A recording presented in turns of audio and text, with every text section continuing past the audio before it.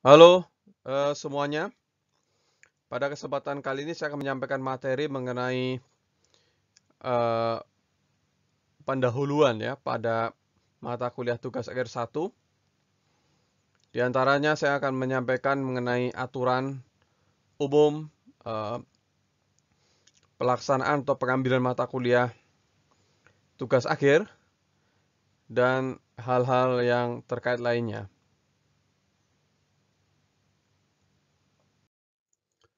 Berikutnya mengenai pengertian tugas akhir. Jadi tugas akhir merupakan sarana pengukur kemampuan akademik secara integratif atas dasar alur penalaran analisis dan sistematis sesuai bidang peminatan ilmu yang ditekuni, baik melalui jalur skripsi maupun magang. Jadi tugas akhir ini seperti namanya adalah mata kuliah yang terakhir kali diambil mahasiswa, dan pada mata kuliah tugas akhir ini mahasiswa akan menggunakan banyak skill atau pengetahuan atau kemampuan yang diperoleh sebelumnya. Dengan demikian, maka tugas akhir ini dikatakan sebagai sarana pengukur kemampuan akademik secara integratif. Jadi banyak hal yang mahasiswa itu gunakan pada saat mahasiswa mengambil mata kuliah tugas akhir ini.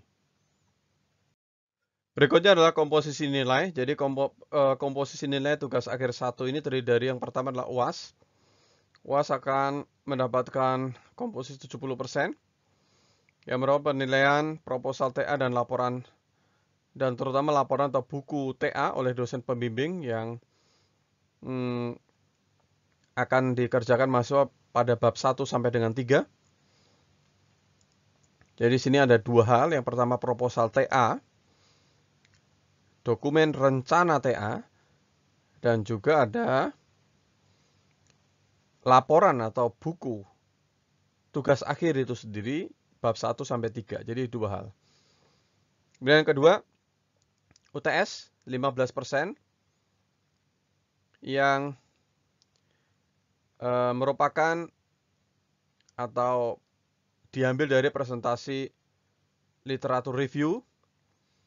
Ya, bisa berupa presentasi, bisa berupa mahasiswa mengumpulkan literatur review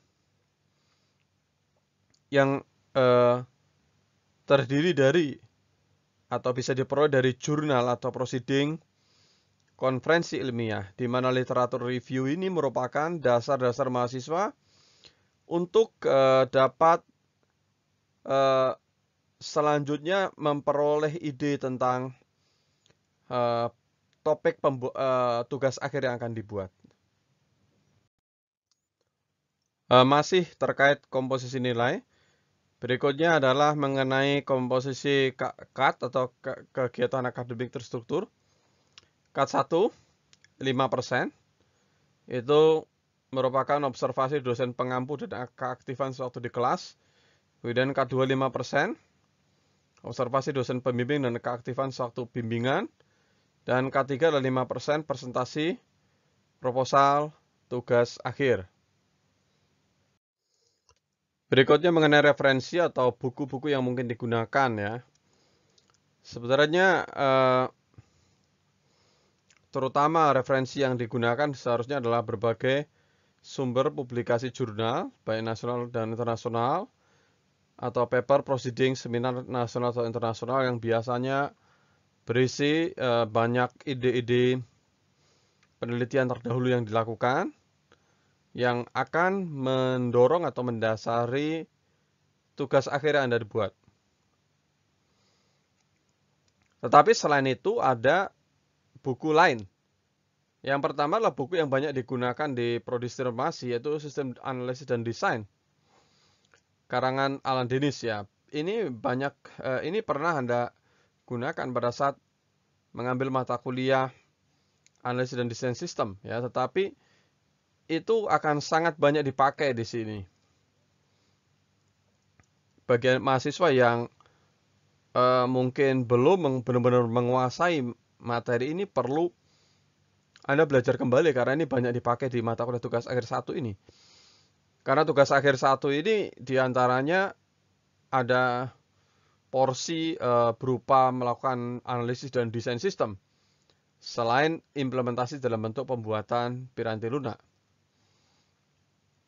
Kemudian yang lainnya adalah buku Software Engineering ya, karangan Ian Sommerville ya, tapi mungkin ini tidak sebanyak ya, maksudnya mahasiswa kemungkinan besar tidak sebanyak akan menggunakan buku Software Engineering tidak sebanyak menggunakan buku Sistem Analisis dan Desain. Jadi buku utamanya ini adalah Sistem Analisis dan Desain ya. Berikutnya adalah pembagian mata kuliah tugas akhir.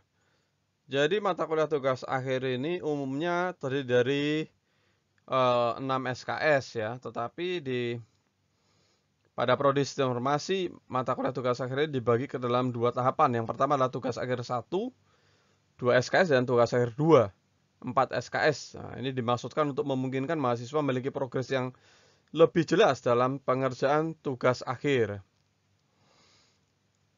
Ya, semoga harapan ini tidak justru membuat mahasiswa tidak memiliki progres ya. Jadi tujuannya itu sebenarnya adalah agar ada progres. Jadi misalnya tugas akhir 1 itu kelihatan progresnya sampai mana. Yaitu sampai bab 3. Tetapi ya mudah-mudahan harapan ini benar-benar terrealisasi bahwa ini juga benar-benar mahasiswa akan memiliki progres yang jelas ya. Ketika mahasiswa selesai atau lulus tugas akhir 1 ini diharapkan benar-benar selesai sampai bab 3-nya dan sudah tidak ada keraguan lagi ketika mahasiswa akan mengikuti tugas akhir 2. Jadi tugas akhir 1 ini adalah tahap persiapan pengerjaan tugas akhir dan tugas akhir 2 adalah tahapan pengerjaan tugas akhir yang sebenarnya. Nah, di sini saya perlu cerita sedikit ya. Di sini ada sedikit problem mengenai apabila mahasiswa memilih jalur magang. Sebenarnya bukan benar-benar merupakan problem ya. Jadi artinya adalah ketika mahasiswa mengambil mata kuliah tugas akhir jalur magang. Padahal tugas akhir 1 ini Anda harus ambil sekarang. Anda diharapkan sampai bab 3. Kemudian pada mata kuliah tugas akhir 1 ini Anda selesai sampai dengan bab 3. Dengan topik A misalnya. Tapi kemudian Anda pada 1 atau 2 semester mendatang Anda mengambil TA 2 di mana Anda mengambil magang ya. Kalau judulnya tidak sesuai, maka berarti TA1, proposal TA1 atau laporan TA1 laporan bab 1 sampai 3 ini jadi tidak terpakai. Seolah-olah tidak terpakai, tapi sebenarnya tidak juga ya. Karena di TA1 ini kan Anda banyak belajar sebenarnya, tidak hanya melulu Anda menyelesaikan laporan sampai bab 3, tapi ada teknik-teknik penulisan. Cara Anda menuangkan gagasan atau ide penelitian seperti apa, itu juga Anda pelajari di sini. Jadi sebenarnya andaikan nanti pada saat TA2 Anda mengambil magang, sebenarnya tidak berarti Anda rugi apabila magangnya ini nggak sesuai dengan topik TA1. Nah, cara lain yang bisa dilakukan adalah ya, meskipun tidak mudah, mulai sekarang Anda bisa saja mulai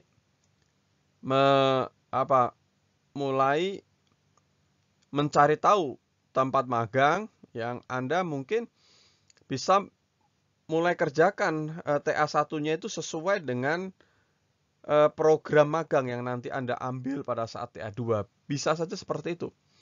Sehingga pada saat TA1 ini Anda banyak berkomunikasi dengan perusahaan-perusahaan yang Anda nanti akan ambil TA2-nya itu adalah juga berupa magang. Sehingga topik TA1 Anda, laporan bab 1 sampai bab 3 ini berkorelasi sangat kuat ya dengan TA2 yang nanti Anda akan tempuh.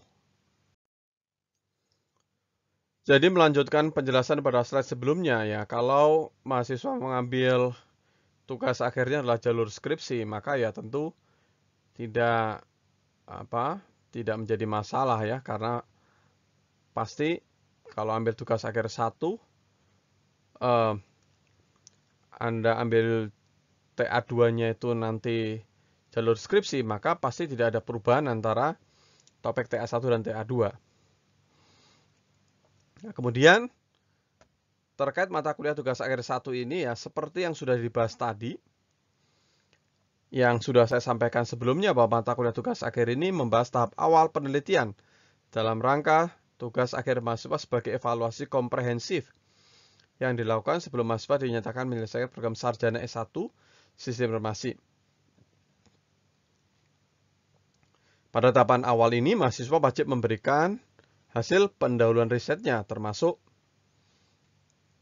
proposal tugas akhir dan juga bab 1-3 laporan tugas akhir. Ya, ini harus Anda selesaikan. Pada saat Anda mengambil TA2, Anda sudah harus langsung mulai mengimplementasikan perancangan Anda ke dalam implementasi Piranti Lunak, atau Anda tidak lagi memikirkan bab 1-3 lagi. Kalau Anda sampai masih memikirkan bab 1-3 pada saat ambil TA2, berarti TA1-nya ini jadi seperti tidak terpakai gitu. Berikutnya adalah beberapa tahapan penting mata kuliah tugas akhir 1. Yang pertama adalah studi literatur. Pada tahapan ini, mahasiswa seharusnya melakukan pendalaman mengenai topik-topik utama pada bidang sistem informasi, diantaranya terkait pemrograman, misalnya algoritma, pemrograman web dan mobile, sistem basis data, analisis dan desain sistem, dan topik-topik atau bidang-bidang yang lainnya. Yang kedua adalah studi penelitian yang telah dilakukan, yaitu mahasiswa seharusnya mempelajari penelitian yang telah dilakukan mulai jurnal-jurnal penelitian dan juga proceeding conference.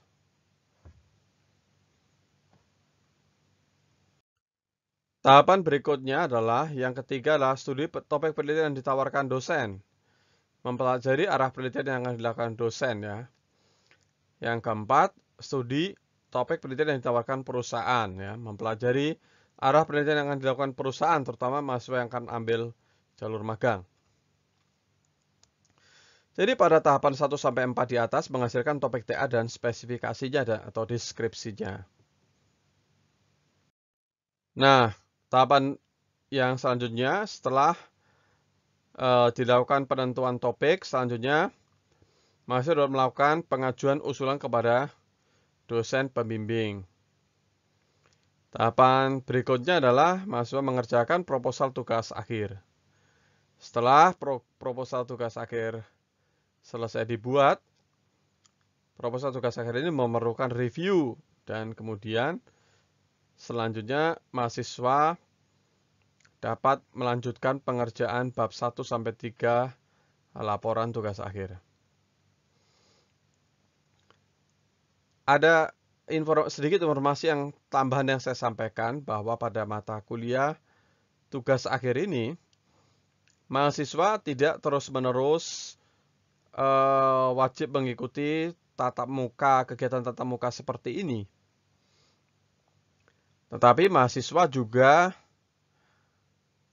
atau tatap muka yang dilakukan tidak hanya dengan dosen pengampu saja seperti ini, tetapi mahasiswa pada beberapa kali pertemuan, mahasiswa wajib konsultasi dengan dosen pembimbing ya, sebagai pengganti tatap muka dengan dosen pengampu. Begitu. Saya kira untuk materi yang saya sampaikan pada video ini sampai di sini saja.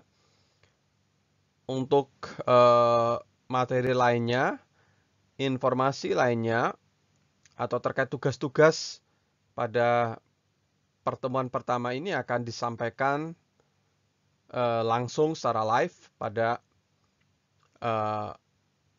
pertemuan pertama ini. Nanti akan diinformasikan. Terima kasih.